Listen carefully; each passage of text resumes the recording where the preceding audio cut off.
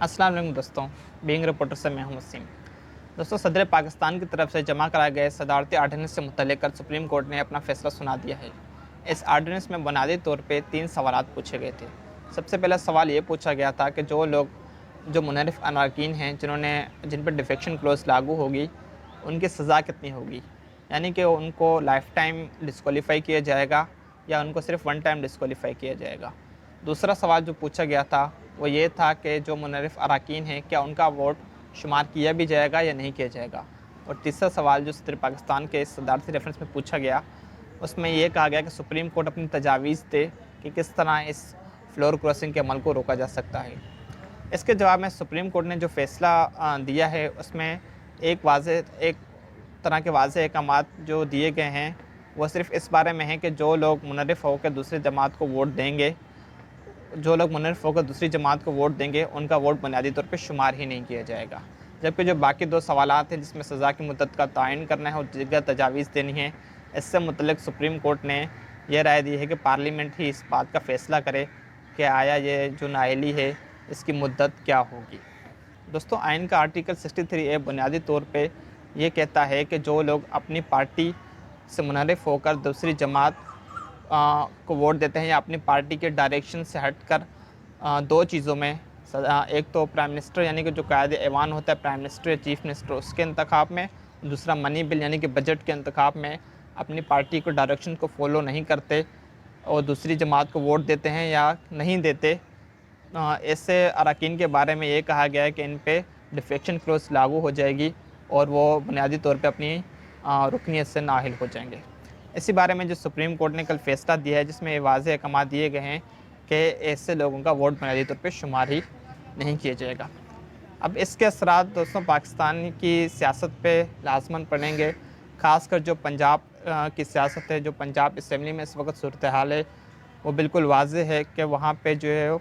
तहरीक इंसाफ के 25 से ज़्यादा अरकान हमने हमज़ा शहबाज को वज़ारत आला के इंतखाब में वोट दिया था। तो ये बात बिल्कुल वाज़ेह है कि अब उनका वोट काउंट नहीं किया जाएगा और जो इलेक्शन का पूरा प्रोसेस था वो एक तरह से नल एंड वाइट हो गया है। सवाल ये है कि आगे पंजाब का मुस्तकबिल क्या है। और दूसरा, इसी तरह का एक case election commission of Pakistan में भी ज़ेर समात है, जिसका फ़ैसला भी जल्द ही सुनाया जाएगा। ये फ़ैसला जो है वो नाअहली से मुतल्लिक़ है, उन 25 अरकान के जिन्होंने पंजाब असम्बली में अपनी पार्टी से मुनहरिफ होकर दूसरी पार्टी को यानी कि मुस्लिम लीग नून के उम्मीदवार हमज़ा शहबाज को वोट दिया। अगर सुप्रीम कोर्ट अगर इलेक्शन कमीशन ऑफ पाकिस्तान आज ये फ़ैसला सुना देती है कि ये अरकान अपनी रुकनीत से नाअहल हो गए हैं और इनका वोट भी शुमार नहीं किया गया, तो ज़ाहिर सी बात है जो पूरा प्रोसेस था हमज़ा शहबाज शरीफ के वज़ीर आला बनने का, वो एक तरह से बिल्कुल ही ख़त्म हो जाएगा, यानी कि उसकी कोई भी कानूनी हैसियत लेजिटिमेसी नहीं बाकी रहेगी। इस तरह का एक केस जो है वो वफाक से मुतल्लिक़ भी था, जिसमें इलेक्शन कमीशन ने यह कहा कि जो पार्लियामेंट है या जो वफाकी पार्लियामेंट है यानी कि जो नेशनल असम्बली है, वहाँ पे जो मुनहरिफ अरकान हैं उन्होंने डिफेक्शन की नहीं है। बेसिकली उन्होंने जो है वो वोट दिया ही नहीं है अपनी पार्टी